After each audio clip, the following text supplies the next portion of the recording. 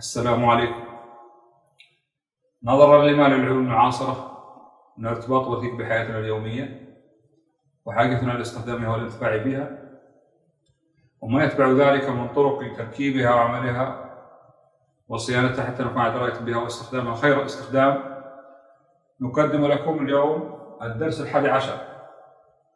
بسم الله الرحمن الرحيم. درسنا اليوم هو طباعة ملف PDF على ورق بحجم A4. نختار طباعة، ثم نختار اسم الطابعة هنا، نعلم على كل الورق أي طباعة كل الورق، ثم على زر صفحة A4 كاملة، ثم طباعة وجه واحد على كل ورقة. عند رغبتنا طباعة وجهين في كل ورقة، نختار الصفحات الفردية أولا ثم الطباعة.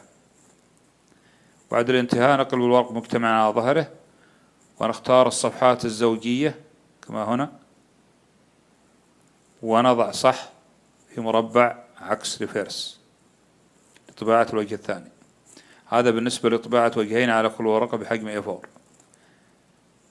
عند رغبتنا طباعة كتيب بوكلت أي 4 أوجه على كل ورقة بحجم A4، نختار طباعة هنا،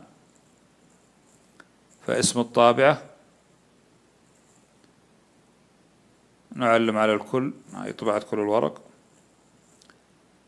ونضغط على زر بوكلت.